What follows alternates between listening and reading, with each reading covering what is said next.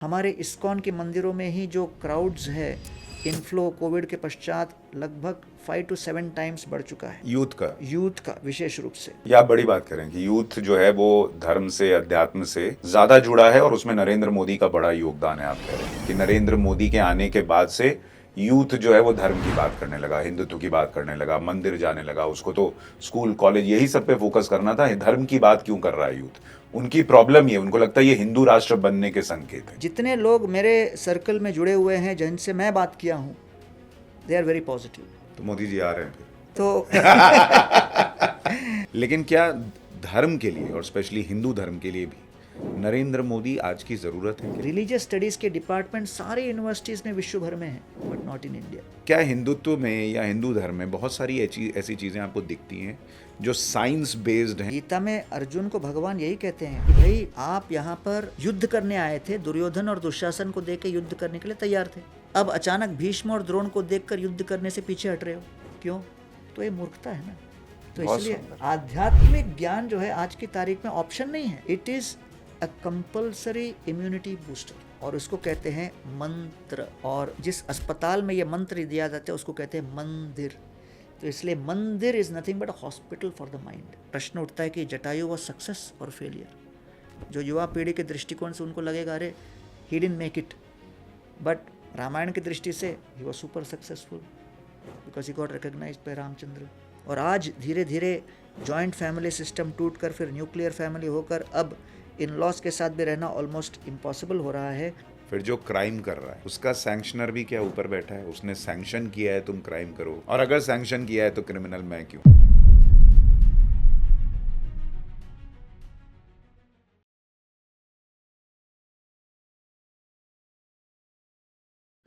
नमस्कार, बहुत स्वागत आप सभी का हमारे इस नए show top angle with Sushant Sinha में।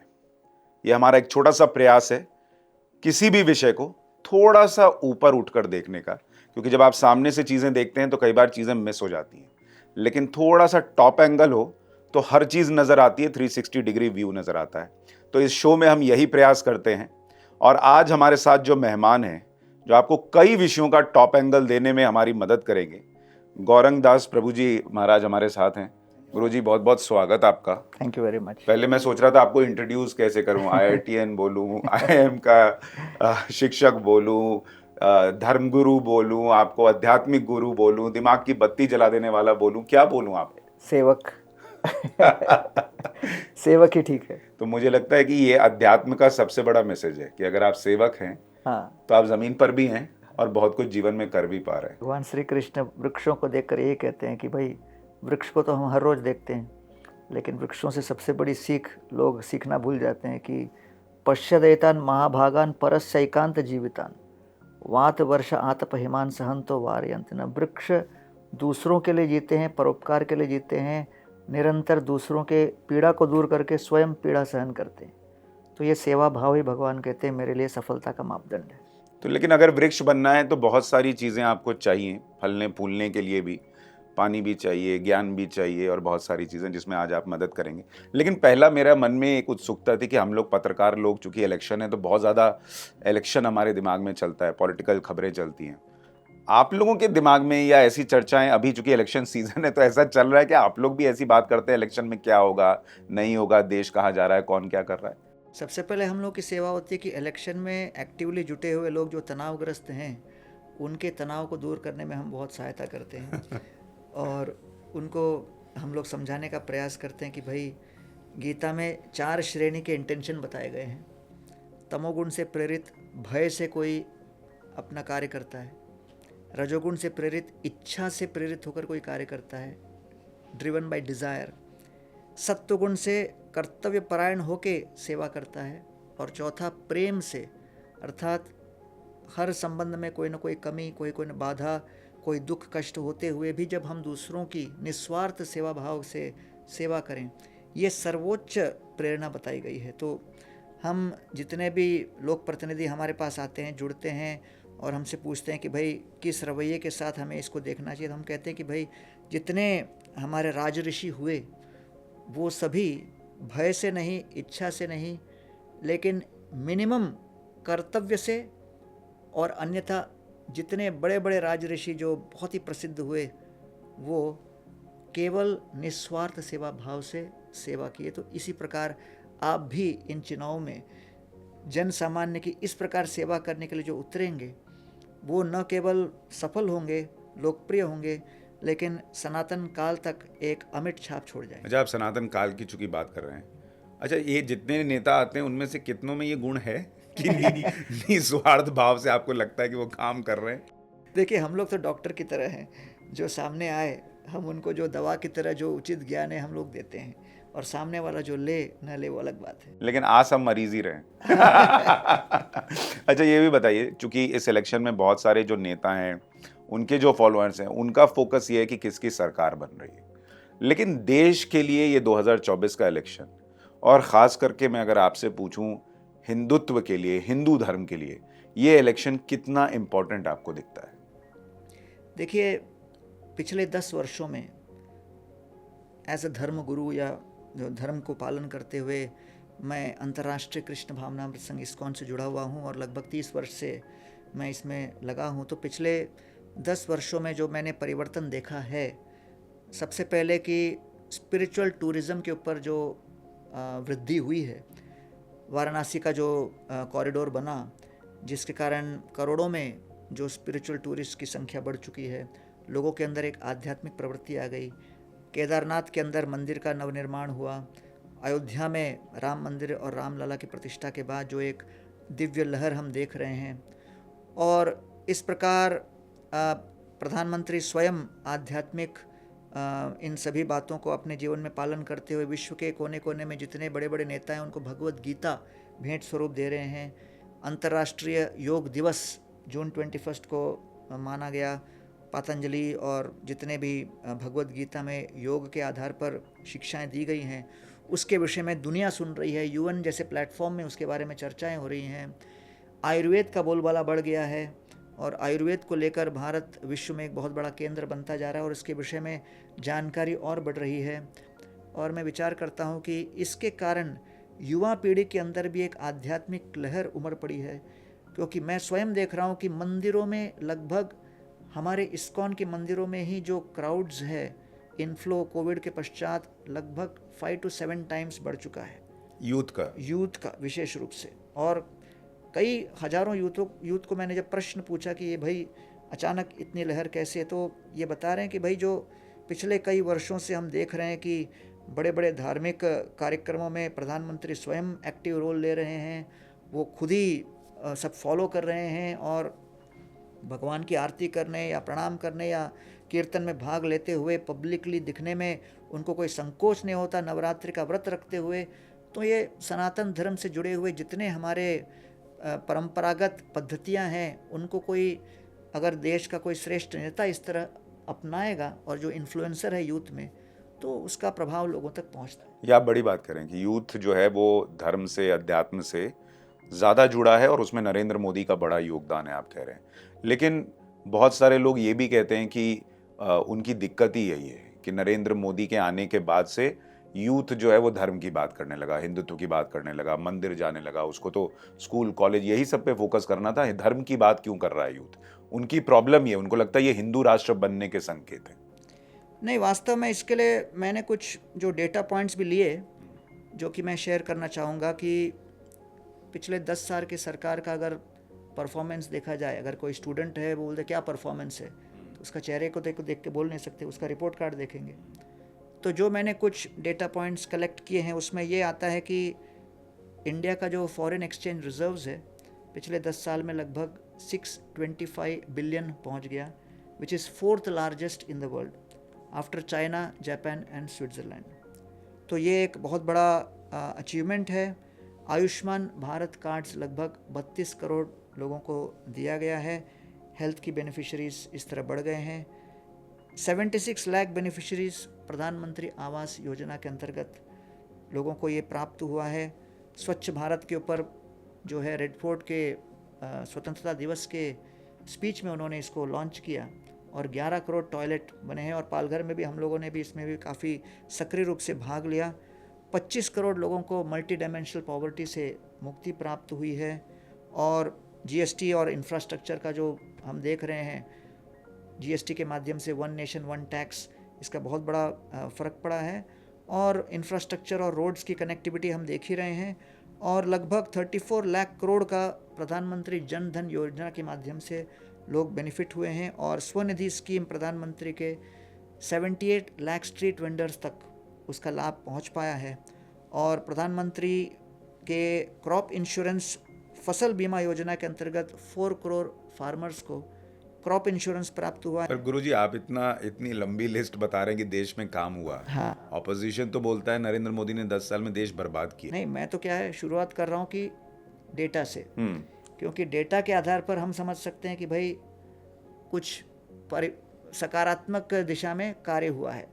क्योंकि एज अ कॉमन सिटीजन, अब मैं तो पॉलिटिक्स में हूँ नहीं, जो हम कॉमनली पब्लिश्ड और ऑथराइज्ड सोर्सेज से जो रिपोर्ट्स आ रहे हैं उसी को हम देख रहे हैं एज अ कॉमन मैन। नहीं, आपको सुन के ये लग रहा है धर्म और कर्म दोनों साथ बढ़ रहे हैं। हाँ, लेकिन ऑपोजिशन कहता है लोकतंत्र खत्म हो रहा है। देखिए, मैं तो यहाँ पर न ऑपोजिशन के पक्ष में हूँ न किसी फलाना पार्टी के पक्ष में हूँ। मैं ये बताना चाह रहा हूँ कि जो गवर्नेंस की बात होती है तो गवर्नेंस के माध्यम से लोगों के अंतर्गत 3 प्रकार से परिवर्तन होना चाहिए। एक, उनका सामाजिक परिवर्तन होना चाहिए, आर्थिक परिवर्तन होना चाहिए, और उसके बाद व्यक्तिगत रूप से परिवर्तन होना चाहिए। तो सबसे पहले जो मैंने मुद्दा बताया कि इंडियन नॉलेज सिस्टम और धर्म को बल देते हुए व्यक्तिगत रूप से हर व्यक्ति के परिवर्तन के लिए परिवेश सकारात्मक हुआ। अब फिर जो मैंने डेटा बताया वो आर्थिक और सामाजिक रूप से हम परिवर्तन के सारे चिन्ह देख रहे हैं। तो इसलिए मैं ये कहना चाह रहा हूँ कि किसी भी राजनीति के परिवेश में पक्ष विपक्ष का तो चलता ही रहेगा, लेकिन हम जो देख रहे हैं कि किस प्रकार एक सामाजिक क्रांति हम उत्पन्न कर पाएँ। क्योंकि मैं विश्व के कई देशों में भ्रमण करता हूँ, अमेरिका में जाता हूँ, यूरोप में जाता हूँ, ऑस्ट्रेलिया में जाता हूँ, कई जगह जाता हूँ, और एक चीज़ मैंने ये नोट किया, इलेक्शन सब जगह होते हैं, सरकारें सब जगह बनती हैं, लेकिन सरकार बनने के बाद वो पूरा जो ग्रुप है सामाजिक और आर्थिक विकास में पूरी तरह जुट जाता है। और एक चुनाव और दूसरे चुनाव के बीच में ड्रामा का परसेंटेज बहुत कम रहता है। हमारे यहाँ वो मसाला थोड़ा ज़्यादा है। नहीं तो न्यूज़ चैनल्स भी कैसे चलेंगे। तो इसलिए as a person who is observing from the sidelines, I feel कि भाई अगर हम एक बार सरकार बनने के बाद एज अ कंट्री पूरी तरह जुट जाएं कि भाई किस तरह से हम सामाजिक विकास, आर्थिक विकास और जितने लोग हैं उनका व्यक्तिगत विकास हो सके, तो इससे कलयुग का जो ताप है कम होगा। आपको लग रहा है, आप जब चूंकि इतने लोगों से मिलते हैं, आप बाहर भी मिलते हैं, देश में भी इतना भ्रमण करते हैं, अभी आपके ही लोग बता रहे थे कि आपका समय भ्रमण में ज़्यादा जाता है और विश्राम आप कम करते हैं, तो जब इतने लोगों से आप मिल रहे हैं, आपका अपना अनुभव क्या बता रहा है? क्या ज़मीन पर भी वही है जो कहा जा रहा है कि नरेंद्र मोदी इस बार फिर आने वाले हैं? देखिए, 10 साल में लोगों ने एक सकारात्मक परिवर्तन अवश्य देखा है, तो इसमें तो कोई दो राय है नहीं।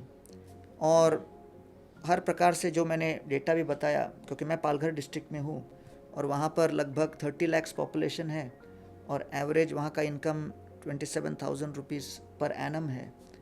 और पिछले 10 वर्षों में हमने भी वहाँ पर देखा कि जितने लोग पॉवर्टी लाइन के ऊपर आ चुके हैं वो संख्या भी बढ़ रही है।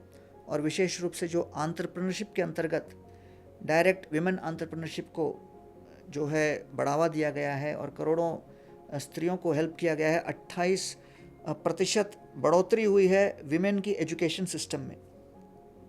तो ये सब आंकड़े ये बता रहे हैं कि सामाजिक स्तर पर अवश्य परिवर्तन आया है और लोगों के अंदर भी ये प्रेरणा जागृत हुई है। तो एज अ स्पिरिचुअल ऑर्गेनाइजेशन हम लोगों का मेन कार्य होता है कि जितने भी समाज में लोग हैं वो अपने आर्थिक, राजनैतिक, सामाजिक पहलुओं के साथ साथ एक धार्मिक पहलू को जोड़ें। और उस धार्मिक पहलू को जोड़ने के लिए जो सपोर्ट और जो कोलैबोरेशन और फैसिलिटेशन हम लोगों को चाहिए वो तो हम लोगों को भरपूर पिछले 10 वर्षों में मिला है, मिल रहा है और हम लोग इससे संतुष्ट हैं। तो मोदी जी आ रहे हैं फिर? तो लग क्या रहा है, मैं ये नहीं कह रहा आप कोई प्रिडिक्शन कीजिए, लेकिन आपको ग्राउंड रियलिटी देखने के बाद ऐसे सेंस आ रहा है कि यही भावना है लोगों की कि एक बार और नरेंद्र मोदी को तीसरा टर्म मिलना चाहिए या तीसरे टर्म में उनको आना चाहिए? जितने लोग मेरे सर्कल में जुड़े हुए हैं, जिनसे मैं बात किया हूँ, दे आर वेरी पॉजिटिव कि मोदी जी को आना चाहिए। सर मुझे एक चीज़ और बताइए, कई बार हम चर्चा करते हैं तो हम कहते हैं कि नरेंद्र मोदी आज की डेट में देश के लिए ज़रूरी हैं कि वो वापस आएँ, अर्थव्यवस्था को जो गति मिली है वो कंटिन्यू होगी, लेकिन क्या धर्म के लिए और स्पेशली हिंदू धर्म के लिए भी नरेंद्र मोदी आज की ज़रूरत है क्या? देखिए, एक और मैं सेगमेंट मिस कर गया, वो है NRIs.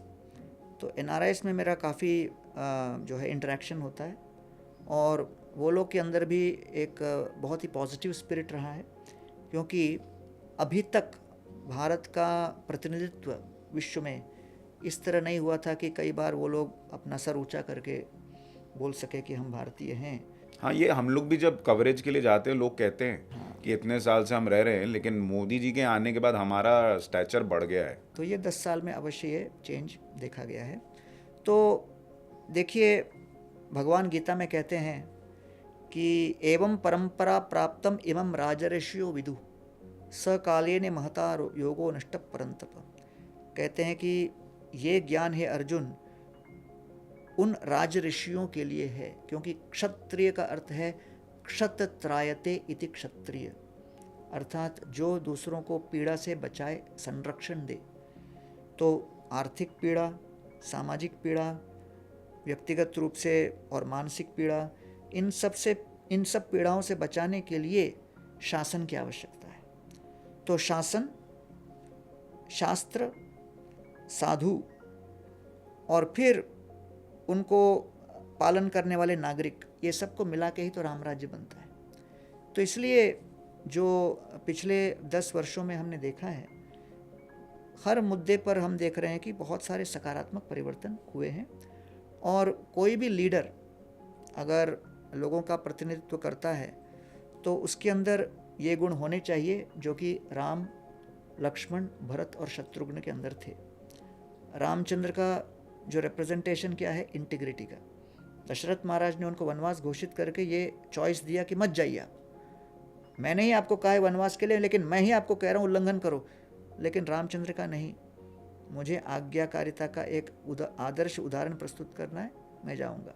Because honesty and integrity means honesty is to speak what you have done, integrity is to do as you have spoken. तो ये इंटीग्रिटी बहुत आवश्यक है। लक्ष्मण रिप्रेजेंट्स सर्विस एटीट्यूड, सेवा भाव।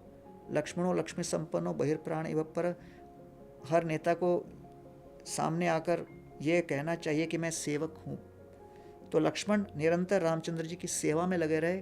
क्षत्रिय होने के नाते एक क्षत्रिय दूसरे क्षत्रिय की सेवा नहीं करता, लेकिन लक्ष्मण ने राम की सेवा की और ये बताया कि सेवा ही परम धन है। इसलिए लक्ष्मण शब्द आता है लक्ष्मी से। Lakshmi means wealth. तो जिन्होंने सेवा को ही अपना परम धन माना वो है लक्ष्मण। भरत अर्थात जिन्होंने मिसअंडरस्टैंडिंग के भार को अपने सर पर लिया। जब कोई अपने ही लोग हमको गलत समझते हैं और आरोपित करते हैं तो वो विष की तरह होता है, बहुत बड़ा भार होता है। तो भरत महाराज के ऊपर अयोध्या वासियों ने आरोपित किया कि आप भी षड्यंत्र में थे, तो बड़ा ही भारी था उनके लिए समझना। दशरथ महाराज मरते हुए कह गए ये अंतिम संस्कार भरत नहीं कर सकते। तो ये सब भरत के लिए गलत फहमी सहन करना बहुत कठिन था, लेकिन सहन करते, भार वहन करते हुए उन्होंने प्रशासन को संभाला, तो इसलिए उनका नाम हुआ भरत। तो भरत रिप्रेजेंट्स टॉलरेंस या सहिष्णुता। और चौथे शत्रुघ्न नित्य शत्रुघ्न नीता प्रीति पुरस्कृत। शत्रुघ्न अर्थात जिन्होंने अपने शत्रु का हनन किया। सेवा में सबसे बड़ा शत्रु है अहंकार। तो शत्रुघ्न ने भरत महाराज की सेवा की। भरत लोकप्रिय नहीं थे, भरत के ऊपर इतने सारे अत्याचार के विभिन्न प्रकार के आरोप लग रहे थे, लेकिन फिर भी शत्रुघ्न उनकी सेवा में लगे रहे। तो इसलिए किसी को भी अगर प्रशासन का लीडरशिप करना हो और राम राज्य अपनाना हो, समाज में सकारात्मक परिवर्तन लाना हो, चाहे कोई ए हो या बी हो या सी हो, तो उनके अंदर ये integrity, service attitude, tolerance, humility, नम्रता, सहिष्णुता, आदर्श व्यक्तित्व और सेवा भाव, ये होना अनिवार्य है। ये आपको मोदी जी में दिखते हैं? हाँ, ये सब हमको उनके अंदर अवश्य दिखते हैं, क्योंकि जो पिछले कई वर्षों का जो रिकॉर्ड हम देख रहे हैं कि उसमें इन सब बातों को लेकर कई बातों को इम्प्लीमेंट करते हुए ये सब बातें सामने आई हैं। गुरुजी एक चीज़ और बताइए, आप इतना खुलकर बोल रहे हैं और आप फैक्ट्स पे बात कर रहे हैं कि आपने डेटा बताया, धर्म को लेकर पिछले 10 साल में कैसे माहौल देश में बदला है आप अनुभव कर रहे हैं तो बता रहे हैं, लेकिन क्या आपको इस बात की चिंता या डर है कि आपको लेबल कर दिया जाएगा कि ये नरेंद्र मोदी के व्यक्ति हैं, मोदी जी की तारीफ कर रहे हैं, इनको भगवान का भक्त होना था, ये तो मोदी जी के भक्त हैं? देखिए, मैंने जैसे बताया कि as a citizen and as a spiritual leader, अगर मान लीजिए किसी को क्रिकेट खेलना है तो अगर कोई बढ़िया स्टेडियम बना के देगा तो उसके लिए तो क्रिकेट खेलने में आनंद आएगा उसको, है कि नहीं? तो प्रशासन का मेन कार्य क्या है? एक प्रॉपर फैसिलिटी बना के दे, एक प्रॉपर इंफ्रास्ट्रक्चर, माहौल तैयार करे, परिवेश तैयार करे। तो अगर कोई भी व्यक्ति, चाहे वो ए हो, बी हो, सी हो, अगर इस तरह का सकारात्मक परिवेश तैयार करे, अगर किसी ने ईज़ ऑफ बिजनेस तैयार किया तो बिजनेसमैन के लिए तो आनंद की बात है। अगर किसी किसान अपने जो खेती करने के लिए जो व्यवस्था सुधार के दी तो उसके लिए आनंद की बात है।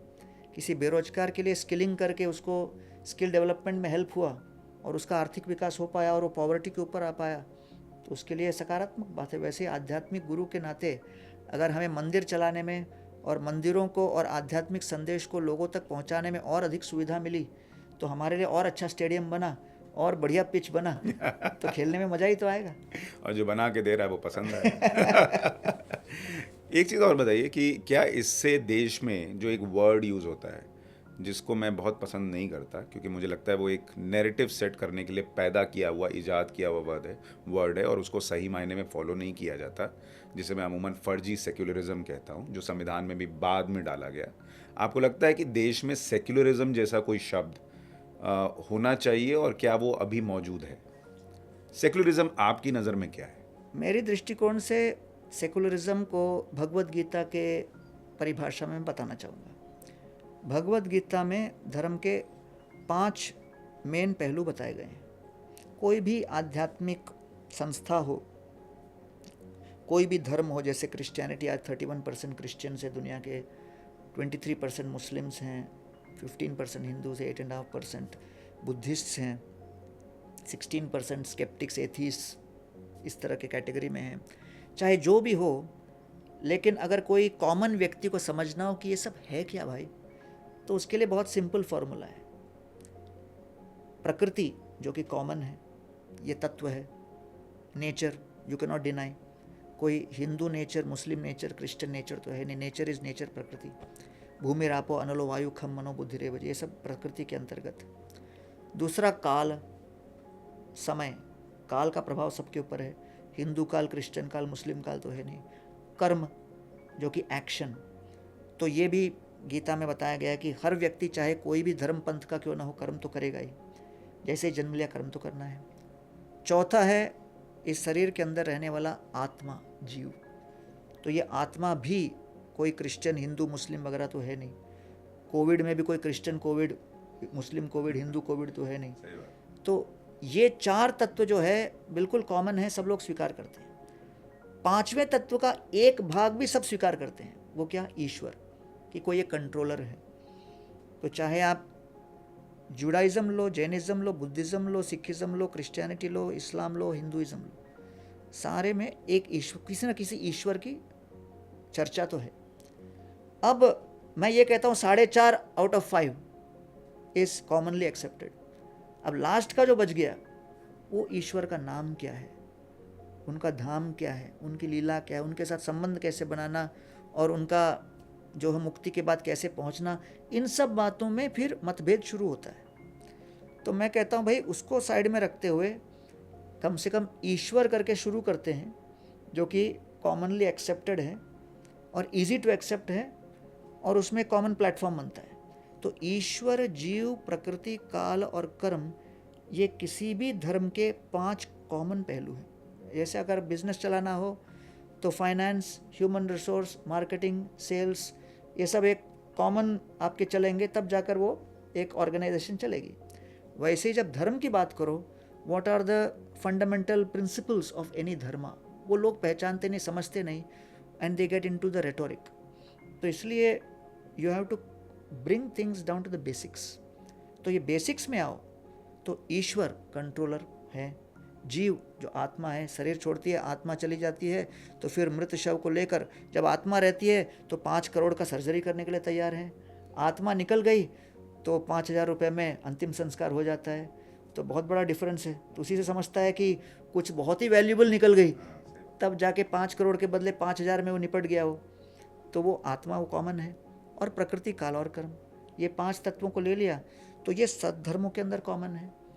तो जो सेकुलरिज्म का मूल अर्थ ये होना चाहिए कि हर धर्म को अपने श्रद्धा के अनुसार पालन करने का अवसर दिया जाए। आपको मैं एक डेटा देता हूँ, American academy of religion AAR, जो कि 1962 में बनी, और उसके बाद आज उसके अंतर्गत लगभग 20,000 मेंबर्स हैं, और उसमें 98% जो PhDs हैं वो क्रिश्चियनिटी और जुडाइज़म में ही हैं। अच्छा, सारे विश्व के कई कई देशों में there is an entire department of religious studies. Religious studies के डिपार्टमेंट सारे यूनिवर्सिटीज़ में विश्व भर में हैं। You can do a PhD in religion in any country across the world, but not in India. तो ये इंडिया के अंदर बहुत बड़ी समस्या अब तक रही है। या तो साउथ ईस्टर्न स्टडीज़ या फिलॉसफी या संस्कृत, ऐसा आपको PhD करने देंगे, क्योंकि I am director of Bhakti Vedanta research centre affiliated to Mumbai university, समझ रहे हैं। तो उसमें भी डिपार्टमेंट ऑफ फिलॉसफी के अंतर्गत है। लेकिन ये रिलीजियस स्टडीज़ करके जो डिपार्टमेंट है वर्ल्ड के कोने कोने में विद्यमान है। अब धीरे धीरे करके भारत में भी इसको लाना ज़रूरी है, क्योंकि there are many people who like to approach religion not through worship in the temple और इन द चर्च और in the mosque, but through academic way, थोड़ा बौद्धिक रूप से, रिसर्च ओरिएंटेड माध्यम से, एकेडमिक तरीके से जो अप्रोच करना चाहे धर्म को, उसके लिए व्यवस्था होनी चाहिए। इसमें मैंने एक चीज़ गौर की है गुरुजी, क्योंकि हमारी अपब्रिंगिंग ऐसी रही है कि हम कई चीज़ों को ये मान के चलते हैं कि ये चीज़ हमें धर्म से नहीं मिल सकती। साइंस सिखा सकता है, लेकिन धर्म में साइंस हो सकता है, ये हम नहीं मानते हैं। क्या हिंदुत्व में या हिंदू धर्म में बहुत सारी ऐसी चीज़ें आपको दिखती हैं जो साइंस बेस्ड हैं और उनको हम अपने जीवन में अपना सकते हैं? See, science is all about cause and effect. अगर आपने एक तरह से कुछ किया, उसका एक परिणाम हमारे जीवन में उसका उत्पन्न हुआ। तो गीता में अर्जुन को भगवान यही कहते हैं कि भाई आप यहाँ पर युद्ध करने आए थे, दुर्योधन और दुशासन को देख के युद्ध करने के लिए तैयार थे। अब अचानक भीष्म और द्रोण को देखकर युद्ध करने से पीछे हट रहे हो, क्यों? कुछ तो बदला। क्या बदला? अर्जुन का स्वभाव क्षत्रिय का था, अर्जुन का स्वधर्म क्षत्रिय का था, लेकिन अर्जुन ने जब भीष्म और द्रोण को देखा तो उसको लगा कि दुर्योधन के सामने तो मैं योद्धा हूँ, वो मेरा शत्रु है। भीष्म मेरे पितामह हैं, द्रोण मेरे गुरु हैं। गुरु का सम्मान, पितामह से प्रेम और शत्रु के प्रति संहार, ये ठीक है। लेकिन ये 3 विभिन्न प्रकार के तत्वों को देखकर अर्जुन का आइडेंटिटी कॉन्फ्लिक्ट होने लगा। तो ये आइडेंटिटी क्राइसिस आज के तारीख में, वर्तमान में, खासकर कॉरपोरेट इंडिया के अंतर्गत बहुत बड़ी समस्या है। क्योंकि जितना वॉलेटाइल आज कॉरपोरेट वर्ल्ड हो चुका है और जितना इंटरनेट के कारण आइडेंटिटीज़ चेंज हो रहे हैं, इस आइडेंटिटी चेंज के कारण लोगों के अंदर बहुत ज़्यादा तनाव उत्पन्न हो रहा है, जो कि अर्जुन के अंदर उत्पन्न हुआ। तो the experience of anxiety, stress, depression, various kinds of mental health illness syndrome, ये सब रियलिटी है, ये सब थियोरेटिकल नहीं है। 370 लोग भारत में आत्महत्या प्रतिदिन कर रहे हैं। 2020 के आंकड़े हैं कि 1.54 लाख सुसाइड्स, 2021 में 1.64 लाख सुसाइड्स एंड 2022 में 1.70 लाख सुसाइड्स भारत में हुए। तो साइंस मतलब क्या? Cause and effect. Effect we are seeing of what? The cause, mental health disorder. And the first case was Arjun. Arjun के पास स्किल था, but he lost the will. तो इसको कैसे लड़ना है, इसको कैसे हैंडल करना है? तब फिर कृष्ण ने कहा स्वधर्म आपका लड़ने का है, स्वभाव लड़ने का है, लेकिन अभी मैं आपको स्वरूप बताऊंगा आपका। वो क्या? आत्मा, जो बदलेगा नहीं। तो इसलिए आत्मा सनातन है, ईश्वर सनातन है। आत्मा और ईश्वर के बीच सेवा का संबंध सनातन है। प्रातःकालीन उठकर जब हम प्रार्थना करते हैं, और बड़े बूढ़े हमारे पारिवारिक स्वजन, हमारे संस्कारों में बताया जाता था और हर धर्म में बताया गया, सुबह उठकर आप प्रार्थना करो। सभी धर्मों में एक कॉमन बात है, कोई नहीं बोलता सुबह उठ के पार्टी में जाओ। पार्टी का भी एक कॉमनली टाइम निर्धारित है, लेकिन सुबह के टाइम में सभी धर्म चाहे कितना भी मतभेद करें, बोलेंगे सुबह उठ के प्रार्थना करो। क्यों? Because prayer is the vaccine against the virus of change. क्योंकि दिन में जो परिवर्तन होगा, चेंज होगा, सुबह 9 बजे से लेकर रात के 9 बजे तक आपके अलग अलग उत्तरदायित्व बदलेंगे, आपके बजट्स बदलेंगे, आपकी परिस्थितियां बदलेंगी, आपके रिलेशनशिप्स बदलेंगे, मार्केट्स बदलेगा, राजनीति में परिवर्तन आएगा। You are constantly being bombarded with change. तो गीता कहती है चेंज या परिवर्तन यही भय का मूल कारण है। और इसीलिए आज जितना रैपिडली चेंज हो रहा है, भय का वातावरण बढ़ता जा रहा है और युवा पीढ़ी के ऊपर उसका सबसे बड़ा असर हो रहा है। इसलिए Gita has become more relevant than ever before, क्योंकि अर्जुन जैसा योद्धा जिसके अंदर इतनी आत्मीय शक्ति थी कि वो केवल परछाई को देखकर मत्स्य के आंख को भेद सकता था, इतना उनके अंदर मेंटल कंट्रोल था, वो भी आइडेंटिटी क्राइसिस में जब आया और आइडेंटिटी कॉन्फ्लिक्ट्स अनुभव किया, उससे रहा नहीं गया और बिल्कुल वहाँ पर हथियार डालकर निस्सहाय होकर खड़ा हो गया। तब कृष्ण को एक ऐसा आइडेंटिटी व्यक्तित्व रिवील करना पड़ा उनके सामने जो परिस्थितियों के परिवर्तन में भी न बदले, वो है आत्मा। इसलिए उसको कहते हैं आध्यात्मिक ज्ञान, वो आत्मा का ज्ञान। एक चीज और बताइए, आजकल जीवन ना बड़ा रिजल्ट ओरिएंटेड है।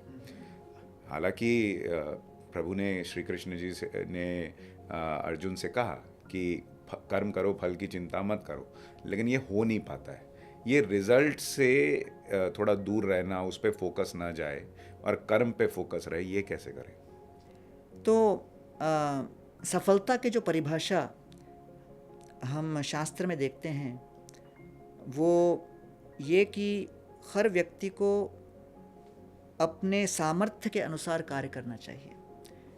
तो योग की परिभाषा जो प्रधानमंत्री मोदी जी सब जगह योग के विषय में चर्चा कर रहे हैं, स्वयं भी करते हैं, तो भगवत गीता के दूसरे अध्याय में वर्णन आता है, योगस्थ कुरु कर्माणि संगम त्यक्त्वा धनंजय सिद्ध्य सिद्ध्यो समो भूत्वा समत्वम योग उच्यते। योग के अंतर्गत 4 पहलू बताए हैं। पहला कर्म, दूसरा ज्ञान, तीसरा वैराग्य, चौथा ध्यान और भक्ति। तो इसको लेकर जब व्यक्ति अपना कार्य आरंभ करता है तो वो ये देखता है कि मुझे अपना 100% इस कार्य पे देना है। तो जब कोई माँ अपने बच्चे की देखभाल करती है और रात के समय बच्चा रोता है, तो माँ के मन में यही प्रेरणा होती है कि मैं उठ के इसकी सेवा करूं और इसकी पीड़ा को दूर करूं। तो उसने उठकर रात को अपने रात की नींद को गंवाकर अगर उस रोते हुए बच्चे को सुलाया तो वो कोई न्यूज़ में तो आएगा नहीं, आप तो उसको कवर नहीं करोगे या पॉडकास्ट में नहीं बुलाओगे। सही बात। लेकिन एक दृष्टिकोण से उन्होंने बहुत बड़ी सेवा की है, बहुत बड़ा जो है उन्होंने बलिदान किया है। तो सनातन धर्म सभ्यता संस्कृति के अंतर्गत जो भी व्यक्ति अपनी कुछ ऊर्जा को दूसरों की सेवा में न्योछावर करता था, उसको सम्मानित किया जाता था। और सम्मानित का अर्थ ये नहीं कि कहीं बुलाकर पदक दो या कुछ दो, संस्कार ही ऐसे थे। तो आज भारत में माता पिता अपने बच्चों को 3 प्रोफेशन में आगे बढ़ने के लिए प्रोत्साहन नहीं दे रहे, to become farmer, soldier and teacher. तीनों आवश्यक है। किसान बनना, सैनिक बनना, शिक्षक बनना बहुत आवश्यक है। लेकिन सबको लगता है इन्वेस्टमेंट बैंकर ही बने, चार्टर्ड अकाउंटेंट ही बने, IITian बने, ये बने, स्टार्टअप करे, नोट छाप लें। तो मतलब अगर इस दृष्टि से अगर देखा जाए तो हमारे यहाँ पर प्रयास के ऊपर बल था कि जो 100% प्रयास करे, that should also be recognised. तो इसलिए जटायु ने युद्ध किया रावण के साथ, जटायु जीत नहीं पाए एक दृष्टि से, लेकिन रामायण में जिस प्रकार उनका वर्णन आया है, रामचंद्र जी आकर अंतिम संस्कार करते हुए कहते हैं कि मैंने जटायु का अपने पिता स्वरूप स्वीकार कर लिया, पुत्र के नाते मैं अंतिम संस्कार करूंगा। तो प्रश्न उठता है कि जटायु वॉज सक्सेस और फेलियर। तो अर्वाचीन जो युवा पीढ़ी के दृष्टिकोण से उनको लगेगा अरे he didn't make it, but Ramayana की दृष्टि से he was super successful because he got recognised by Ramchandra. वैसे ही अभिमन्यु आए, अभिमन्यु 6 बड़ा महायुद्धाओं के बीच आकर पराजित हो गए, विध्वंसित हो गए, लेकिन अभिमन्यु को जितना कुछ ज्ञान था, चक्रव्यूह का उनके पास सीमित ज्ञान था, लेकिन as per time place circumstance, देश काल पात्र के अनुसार युधिष्ठिर महाराज ने आह्वान किया कि हमारी सेना को बचाने के लिए अभिमन्यु आपको चक्रव्यूह भेदना होगा। अभिमन्यु जानते थे कि वो प्रवेश कर पाएंगे, बाहर नहीं निकल पाएंगे, पूरा ज्ञान नहीं मिला था उनको, लेकिन उन्होंने सफलता का मापदंड क्या रखा कि अगर किसी श्रेष्ठ व्यक्ति ने आदेश किया है, उस आदेश को पालन करते हुए मुझे अपना कर्तव्य तत्पर रूप से करना चाहिए। That was his parameter of success. तो तब जाकर वो प्रवेश किए। अवश्य अंत में अन्यायपूर्वक उनको समाप्त कर दिया गया। तो एक दृष्टि से पूछो कि 16 वर्ष के किसी योद्धा को इस तरह उनका कैरियर ही समाप्त हो गया, वॉज अभिमन्यु सक्सेस और नॉट? महाभारत की दृष्टि से रिसाउंडिंग सक्सेस, क्योंकि जो कुछ भी उनके पास था उन्होंने सब कुछ तन मन धन के साथ उस समय जब आह्वान हुई और जब उनसे अपेक्षा की गई उन्होंने समर्पित किया। तो इसलिए सफलता का मापदंड हमको बदलना होगा। बिल गेट्स का नाम सब जानते हैं, है कि नहीं? लेकिन जो सियाटल में उनका स्कूल था, लेक साइड स्कूल, तो उसमें उनके एक टीचर थे। उन्होंने कई कंप्यूटर्स मांग कर $7,000-6,000 इकट्ठा करके कई कंप्यूटर्स रख दिए लेक साइड स्कूल में। उस समय पूरे विश्व भर में 300 मिलियन हाई स्कूल स्टूडेंट्स थे। अमेरिका में 3 मिलियन, वॉशिंगटन स्टेट में 300,000, और उस स्कूल में 300 हाई स्कूल स्टूडेंट थे। लेकिन वो हाई स्कूल स्टूडेंट में ये दो, बिल गेट्स और पॉल एलन, रात रात भर बैठकर उसको करते रहते थे और तब जाकर वो बने। तो इसलिए उन्होंने अपने एक ग्रेजुएशन स्पीच में लेक साइड स्कूल के कहा कि अगर ये लेक साइड स्कूल और वो कंप्यूटर उस टीचर के द्वारा नहीं समर्पित होता तो माइक्रोसॉफ्ट तैयार नहीं होता। तो बिल गेट्स और माइक्रोसॉफ्ट को तो विश्व जानती है, लेकिन वो टीचर को अधिकतर लोग नहीं जानते। अगर ये सोचकर टीचर अपना कार्य ही छोड़ दें तो फिर गांव-गांव के अंदर जो स्कूल्स हैं वहाँ पर कौन टीच करेगा? जितने माताएं हैं जो बच्चों को पाल रही हैं उनका क्या होगा? जितने अपने बॉर्डर्स पर योद्धा जवान लड़ रहे हैं, संरक्षण दे रहे हैं, उनका क्या होगा? तो इसलिए सोशल मीडिया का द अदर साइड, जो जिसके बारे में चेतावनी देना चाहूँगा, वो ये कि कई बार लोगों को लगने लगता है कि जो सोशली एक्सेप्टेड हो और जिसमें व्यूज़ आए और जो इन्फ्लुएंसर बेस्ड हो और वो प्रोमिनेंस में आए, वही सफल है। ये सफलता का मापदंड अगर बना रहा तो समाज टूट जाएगा। तो इसके ऊपर हमें चर्चा करनी चाहिए और इस तरह हर व्यक्ति को उसका अपना महत्व देना आवश्यक है। अन्यथा कई बार लोगों को लगेगा कि भाई मैं ये जो कर रहा हूँ इसको छोड़ दूँ, कुछ और करने का प्रयास करूँ। तो भगवान गीता में चेतावनी थी, श्रेयान स्वधर्मो विगुण स्वधर्म परिष्ठात्। जो सेवा जो कर सकता है, जिसके अंदर वो कला है, उसे वही करना चाहिए। उसको छोड़कर कुछ और पालन करने जाए जिसके लिए वो काबिल नहीं है, योग्य नहीं है, वहाँ पर बहुत बड़ी भूल कर बैठेगा। तो 2-4 चीज़ें गुरुजी जो आजकल लोगों के जीवन से जुड़ी हुई हैं, उन पर आपका पक्ष जानूंगा। एक तो आजकल अच्छा दिखने का लोगों को बड़ा शौक है और वो शायद इसी चीज़ से जुड़ा हुआ है कि सोशल एक्सेप्टेंस थोड़ी बढ़ जाती है।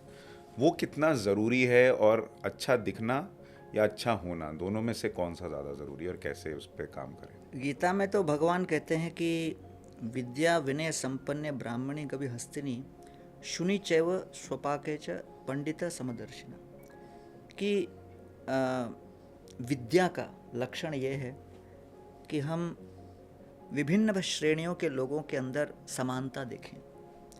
तो देखिए 4 प्रकार के गुण होते हैं। जन्म, किसी अच्छे परिवार में जन्म लेना, ऐश्वर्य, धन, जन्म, ऐश्वर्य, श्रुत, शिक्षा, उच्च शिक्षा, और श्री अर्थात सौंदर्य। ये सब अलग अलग लोगों के अंदर अलग अलग मापदंड में होगा, तो इसमें हम कुछ परिवर्तित नहीं कर सकते। लेकिन मुख्य बात यह है कि जो हमारे अंदर आत्मा है वो आत्मा सबके अंदर समान है, और आत्मा के अंदर से मंथन करने पर जो गुण निकलते हैं वो भी समान है। जैसे कृतज्ञता, सहिष्णुता, नम्रता, सम्मान, चरित्रवाद, ये सब गुण आत्मा के अंदर विभिन्न प्रकार के आध्यात्मिक प्रक्रियाओं के माध्यम से प्रकट किए जा सकते हैं। तो इसलिए सनातन धर्म पद्धति में और शास्त्र में किसी के शारीरिक रूप को इतना महत्व नहीं दिया गया जितना कि उनके चरित्र को। और ये सबसे महत्वपूर्ण मुद्दा है समझने का, क्योंकि अगर व्यक्ति बड़ा सुंदर लगे लेकिन मन के अंदर और हृदय के अंदर विभिन्न प्रकार के द्वेष पाल के रखे तो फिर वो विध्वंस ही पैदा होगा। इसलिए रावण जो है एक दृष्टि से बड़े सुंदर भी थे, लेकिन रावण अर्थात जो दूसरों को पीड़ा दे, रावण अर्थात one who takes pleasure in making others cry. तो इसलिए रावण के अंदर इस तरह के ही वो दुर्गुण थे जिससे वो दूसरों को पीड़ा दे रहे थे। और बजरंग बली हनुमान जी जो कि एक दृष्टि से वानर सेना के अध्यक्ष के रूप में सुग्रीव जी के साथ थे, वो प्रभु रामचंद्र जी की सेवा में सेवा समर्पित होकर इतने सौंदर्यशाली हो गए कि सीता देवी को उन्होंने देखा कि मांग में सिंदूर भरता हुआ देखकर उन्होंने पूछा कि ये सिंदूर क्यों है, तो कहते हैं कि इससे रामचंद्र जी प्रसन्न होते। तो बजरंग बली इतने प्रसन्न हुए कि वो सिंदूर लेकर पूरे शरीर पे अपना आवृत कर दिए कि अगर इतने से सिंदूर से रामचंद्र प्रसन्न होते तो पूरा शरीर अगर मेरा सिंदूर से आवृत होगा तो कितने अधिक प्रसन्न होंगे। तो वास्तव में ये भाव अधिक महत्वपूर्ण है पैदा करना। और आधुनिक शिक्षा प्रणाली के अंतर्गत जो वर्ड एजुकेशन है, लैटिन में एडुकारी शब्द से आता है। एडुकारी means to bring out that which is within. तो इसलिए आज विश्व भर में हम देख रहे हैं कि 6 मिलियन सिगरेट के यूज़र्स है, 1 बिलियन एडिक्ट्स हैं पूरे विश्व भर में। तो चाहे कितना भी व्यक्ति का सौंदर्य क्यों न हो, अगर आत्म संयम न हो, आत्म नियंत्रण नहीं हो, discipline is the fusion of intention with action, तो लोगों की अपने मन और इंद्रियों के ऊपर नियंत्रण न रखने के कारण और उस असमर्थता के कारण विभिन्न प्रकार की मानसिक पीड़ाओं से वो गुजर रहे हैं। अमेरिका जैसे देश में हम देख सकते हैं कि मतलब पाश्चात्य देश में बड़े सौंदर्यशाली लोग हैं, लेकिन लग्जमबर्ग जैसे कंट्री में 88% डिवोर्स रेट है, स्पेन में 65% डिवोर्स रेट है, फ्रांस में 55% डिवोर्स रेट है, रशिया में 51% डिवोर्स रेट है, अमेरिका में 46% डिवोर्स रेट है। तो अगर दो सुंदर लोगों के बीच संबंध अपने आप ठीक रहेगा और वो लोग आनंद और प्रसन्नता के सागर में डूबेंगे, लेकिन डेटा तो ये नहीं दिखा रहा। डेटा तो ये दिखा रहा है कि भाई दो लोग जब आते हैं उसके बाद मतभेद हो जाता है और इतना भयंकर भीषण होता है कि रह भी नहीं पाते। तो इसका अर्थ क्या है? इसका अर्थ ये है कि अपने आप को सुंदर बनाना हो तो अपने अहंकार को समाप्त करें, और जब अहंकार शून्य भाव के साथ, विनम्रता के साथ हम आदान प्रदान करेंगे तो फलवान वृक्ष कैसे झुकता है, वैसे ही विनम्र व्यक्ति विभिन्न सद्गुणों के साथ जब झुकता है तो सनातन धर्म पद्धति में इसे सौंदर्य बताया गया है। जब आप रिश्तों की बात कर रहे थे कि कोई ज़रूरी नहीं है कि दो सुंदर लोग हैं तो वो साथ में रहेंगे, खुशी रहेंगे। अगर सुंदरता सब कुछ होता तो ऐसा चल रहा हो तो भाई सब खुशी रहे होते, अंदर की सुंदरता।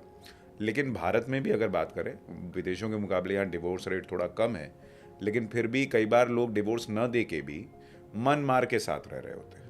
मतलब अंदर ही अंदर डिवोर्स हो गया, एक तरीके से कागज़ पे डिवोर्स नहीं हुआ है। माता पिता के साथ आजकल लोग नहीं रहना चाहते हैं। ये जो अलगाव आ रहा है, इसको आप कैसे कम कर सकते हैं? इसके लिए क्या काम करना चाहिए? कुरुक्षेत्र की रणभूमि में भी कृष्ण सब पांडवों के रथ में बारी बारी से नहीं बैठे और सारथी बने, केवल अर्जुन के सारथी बने, और अर्जुन तीसरे नंबर पे थे। युधिष्ठिर और भीम ने इसका इश्यू नहीं बनाया। अर्जुन छोटा भाई है, तुम उसके कैसे सारथी बन सकते हो? पहला तो मेरा अधिकार है। युधिष्ठिर बोल सकते थे मैं तो बड़ा हूँ, मेरे सारथी बनो, नहीं तो भविष्य में इतिहास में लोग केवल अर्जुन उवाच ही सुनते रहेंगे, युधिष्ठिर उवाच कौन सुनेगा? इश्यू बन सकता था, लेकिन युधिष्ठिर और भीमसेन ने स्वीकार किया, ये कृष्ण की इच्छा है। उन्होंने अर्जुन को स्वीकार किया है, अर्जुन को चुना है। We must respect Krishna's choice. परिवार के अंदर भले कितने ही मत हों, लेकिन मतभेद को सुलझाकर एकत्रित रहने की क्षमता तभी आती है जब हम ऊपर से देख पाए, क्योंकि हम किसी गगनचुंबी इमारत के बगल में खड़े हों तो लगता है कि ये 40 स्टोरी बिल्डिंग को तो अपन कम नहीं कर सकते, लेकिन फ्लाइट से 10,000 फीट ऊपर जाओ तो वही इमारत छोटा सा मैच बॉक्स लगता है। तभी हमने हमारे शो का नाम टॉप एंगल रखा है। बिल्कुल सही बोला आपने। क्योंकि ऊपर से देखने पर चीजें स्पष्ट दिखती हैं। इसीलिए आध्यात्म बहुत ज़रूरी है, और ये परिवारों को जोड़ने वाला चुंबक था पहले, और इसलिए हम आह्वान करते हैं कि अब राम मंदिर के उद्घाटन के बाद जो भारत में एक आध्यात्मिक लहर फैली, it should not be only localise to Ayodhya. Ayodhya should become the epicentre, और उसके बाद घर घर के अंदर ये लहर फैलनी चाहिए। और विशेष रूप से जो हिंदू धर्म पालन कर रहे हैं वो नियमित रूप से अपने दिनचर्या में कुछ साधना के लिए समय दें, अर्थात कोई एक प्रैक्टिस को अपनाएं। केवल ये ना कहें कि हम ये हैं हम वो हैं, नहीं। कोई ये ना कहे अरे मैं तो हॉस्पिटल जाके घूम के डॉक्टर को हाय बोल के आया। हॉस्पिटल जाना मतलब क्या? डॉक्टर को देख के हाय बोल के डॉक्टर के साथ सेल्फी लेके आना हॉस्पिटल जाना नहीं। डॉक्टर से दवा लेके आना, दवा लेके आके नियमित रूप से जैसे डॉक्टर ने दवा का उपचार बताया उसको लेना, उस डोसेज में लेना, तब जाके शारीरिक परिवर्तन होता है। वैसे ही मानसिक परिवर्तन के लिए ये साधना आवश्यक है। तो ये पार्थिव रस, स्वर्गीय रस और वैकुंठ रस, ये तीनों प्रकार के रस हैं परिवार के। It is our choice which way we want to go. Guruji, ये इतना आपको सुनने के बाद एक प्रश्न जो मन में है कि आपका जीवन इस दिशा में आने के पहले क्या था? ये जो कॉन्फ्लिक्ट्स जिससे हम गुजर रहे हैं वो आपके अंदर थे, आपका बचपन, और ये इस्कॉन या इस रास्ते, आध्यात्मिक रास्ते पर आने के पहले की आपका स्ट्रगल क्या है? हाँ, तो वैसे दूसरे कई पॉडकास्ट में मैंने अपना इतिहास बताया है। I grow up in a town in Chhattisgarh called Bhilai. तो उस समय एमपी था, तो भिलाई स्टील प्लांट में मेरे पिताजी इंजीनियर थे, one of the first engineers in the early batch in the late 50s। तो ऑलमोस्ट 12th स्टैंडर्ड तक मैं भिलाई में ही था। And I come from a Kerala family, south Indian family. तो मेरा ओरिजिनल तमिल है, तमिल अय्यर फ्रॉम केरला, पालक्काड अय्यर। लेकिन क्योंकि एमपी में था और भिलाई में था तो मैं हिंदी बोलना ज़्यादा प्रेफर करता हूँ। और उसके बाद 12th के बाद उस समय कोटा था नहीं, तो Bhilai was the one of the biggest markets for sending IITians। तो मेरे क्रिकेट टीम में जितने लोग थे सब IIT जा रहे थे, तो हमारे पास भी फिर वो चॉइस नहीं था, इनका हम भी IIT जाएंगे। तो आप क्रिकेट खेलते थे? हाँ, हम खेलते थे, रन मारते थे? पूरी तरह खेलते थे, और हर प्रकार के गेम हम फुटबॉल और हॉकी सब खेलते थे। और उसके बाद जब IIT में आए तो IIT में I was in my last year, और तब तक 3-4 साल से मैं काफ़ी ग्रंथ यहाँ वहाँ इकट्ठा करके पढ़ता था कि भाई सनातन धर्म है क्या, ये गीता क्या है। लेकिन क्योंकि अगर फिज़िक्स और मैथ्स अगर 5-6 वर्ष की आयु से अगर एक्सपोजर न मिले और बेसिक्स आपको टाइम पे न मिले, तो उसके बेसिक्स को जुटाने में समय लग जाता है। तो क्योंकि सही समय पर जब आध्यात्म का एक्सपोजर होना चाहिए अगर नहीं मिलता, तो हर व्यक्ति अपने हिसाब से यहाँ वहाँ टटोल कर पढ़ता रहता है, समझने का प्रयास करता रहता है। तो पढ़ने का मैं बहुत प्रयास कर रहा था, लेकिन क्लैरिटी नहीं आ रहा था और डॉट्स कनेक्ट नहीं हो रहे थे। तब मैं लास्ट ईयर में था, तो उस समय मुझे इस्कॉन के भक्त लोग मिले और फिर गीता क्या है इसके विषय में जानकारी मिली। तो आपने जब ये निर्णय लिया कि आप इस रास्ते पे जाएंगे, घर वालों का कोई विरोध हुआ?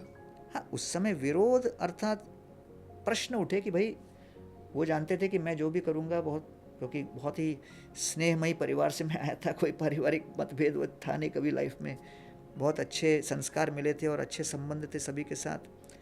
तो वो भी थोड़ा अचरज में थे कि भाई ये क्या कर रहे हो, सोच समझ के करो। लेकिन कुछ सालों के बाद उनको भी समझ में आया और वो भी पूरी तरह अभी सपोर्ट में है। और ऐसा ही कई बार होता है, क्योंकि आध्यात्म ये मार्ग क्या है लोगों को पूरी जानकारी नहीं होती, तो इसलिए जब समझते हैं कि the whole context as you said top view, तब समझ में आता है कि हाँ जो किया अच्छा किया। कैसे ये समझें कि मैं अध्यात्म के रास्ते पे जा सकता हूँ? जैसे किसी को अगर आपका रास्ता चुनना है, मन में आ रहा है, लेकिन मैं उस रास्ते के लिए हूँ नहीं हूँ, ये कैसे तय करूँ? 3 बातें हैं, एक है गुरु, दूसरा साधु, तीसरा शास्त्र। सबसे पहले शास्त्र कौन सी दिशा दिखा रहा है, पहले शास्त्र को समझें। क्योंकि अगर कोई कहे कि मैं मैथमेटिक्स का प्रोफेसर बनूं कि पीएचडी स्टूडेंट बनूं या कुछ बनूं, सबसे पहले 1 2 3 4 सीखो। तो 1 2 3 4 सीखना जरूरी है। तो शास्त्र से आध्यात्म क्या है इसको समझना आवश्यक है, बेसिक एलिमेंट्स। दूसरा साधु अर्थात दूसरे लोग जो पालन कर रहे हैं, साथी स्टूडेंट्स, उनके साथ थोड़ा इंटरेक्शन होना चाहिए, जिससे आप समझो कि मैं कहाँ पर हूँ और वो क्या सोच रहे हैं, और उनके साथ पीयर रिव्यू होता है कि हमारे विचार कैसे हैं। फिर तीसरे आते हैं गुरु, जो शिक्षक हैं, मेंटर्स हैं। तो उनके साथ विचार विमर्श करने पर और क्लैरिटी आती है, और तब जाकर हम समझ पाते हैं कि जो हमारे मन में जो निर्णय या विचार उत्पन्न हो रहे हैं, वो पूरी विवेक के साथ, डिस्क्रिमिनेशन के साथ हम ये निर्णय ले रहे हैं अथवा नहीं। एक चीज़ और जिसको लेके बड़ा दिमाग में कॉन्फ्लिक्ट रहता है कई लोगों के, कई लोग कहते हैं कि अगर सब कुछ पहले से तय है, ईश्वर ने तय किया है, आप सिर्फ निमित्त मात्र हैं, आप चल रहे हैं, तो फिर हमारे कर्मों का क्या लेना देना? जो हम कहते हैं कि आपके कर्म आपका अगला जीवन तय करते हैं, या अच्छे कर्म करो, वो बड़ा ज़रूरी है, कर्म करोगे तो आप अपना जीवन तय कर सकते हो। तो वो कॉन्फ्लिक्ट रहता है कि सब तय है या हमारे कर्म से चीज़ें तय हो रही। तो गीता में 3 प्रकार के कर्ता बताए गए हैं।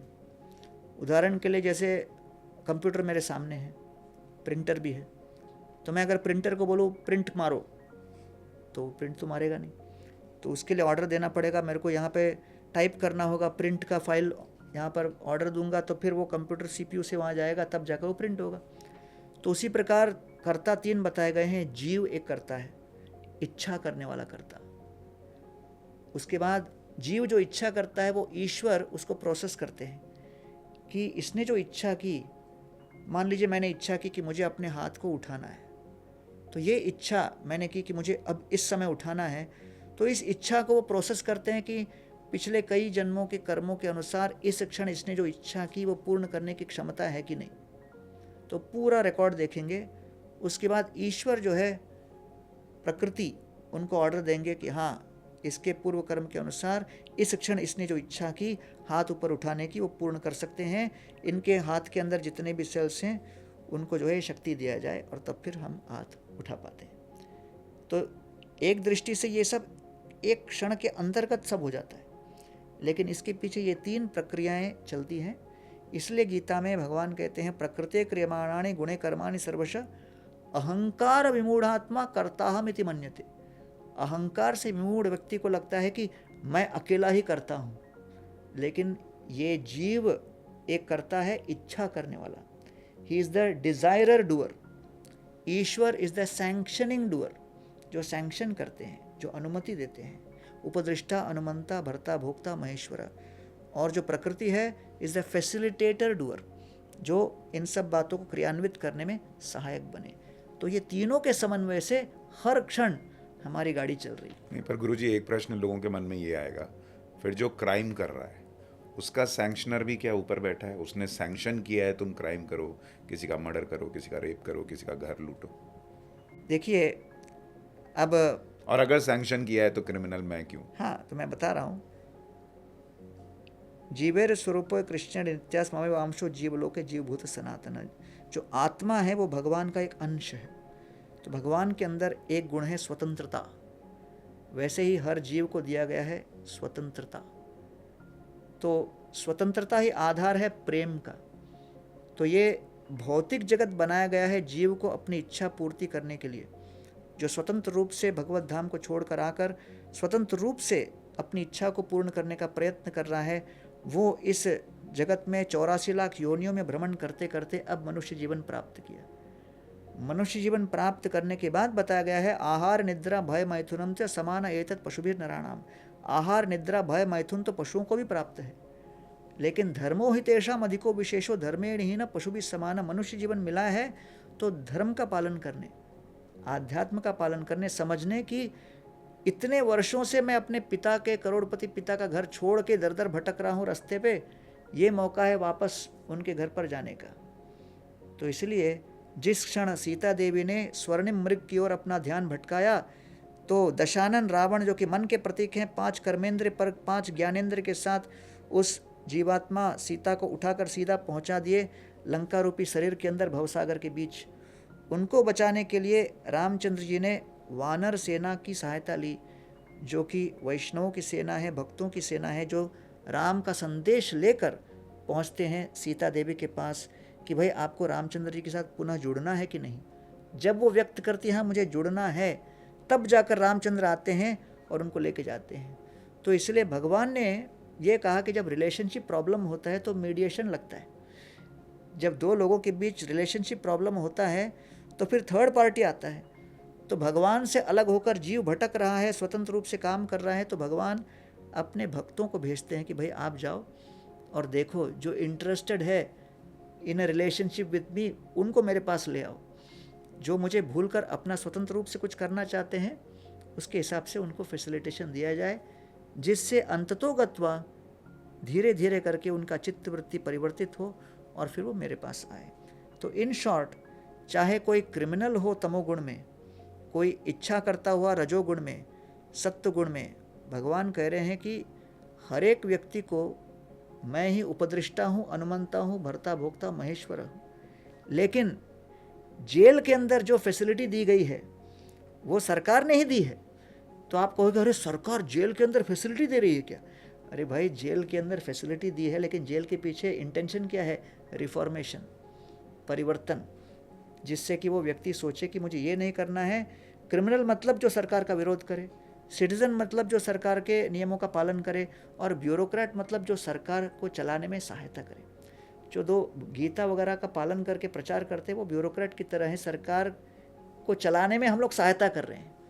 और हम चाहते हैं कि अधिकांश लोग सरकार के नियमों को पालन करें सिटीजन की तरह, और जो क्रिमिनल मेंटालिटी के लोग हैं उनको कैसे परिवर्तित करें, ये हम लोग का ओवरऑल मिशन है। गुरुजी, 2 प्रश्न और लेकर मैं आपसे इस चर्चा को विराम दूंगा। एक तो मेरी बेटी की तरफ से प्रश्न है, क्या भूत प्रेत होते हैं क्या?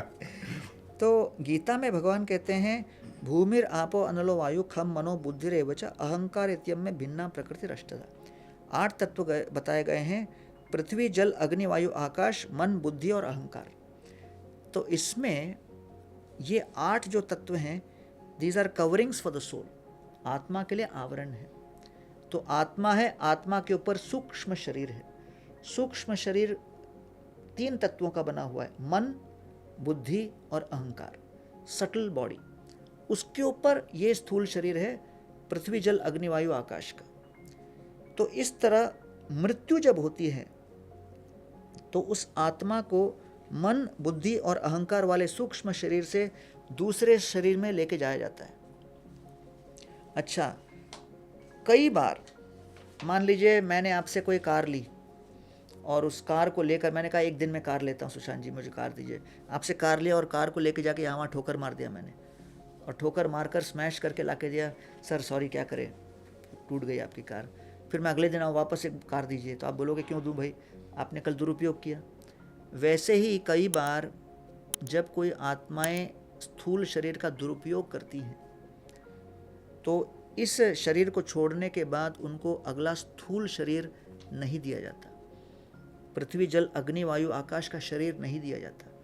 तो वो आत्माएं ये सूक्ष्म शरीर में, मन, बुद्धि और अहंकार वाले सूक्ष्म शरीर में भटकती रहती हैं। तो उनको जो कॉमन पार्लांस में भूत कहा गया है, but they are souls with subtle body awaiting a gross body. तो इसलिए वो भी पीड़ा में हैं और वो भी मुक्ति की कामना कर रहे हैं, और इनका अपने आप में एक विज्ञान है, अपनी एक दुनिया है कि नहीं। जैसे पुलिस ही जानती है कि क्रिमिनल का सोसाइटी कहाँ घूम रहा है कि नहीं। जो जिस बिरादरी में होगा उसी को पहचान पाता है ना।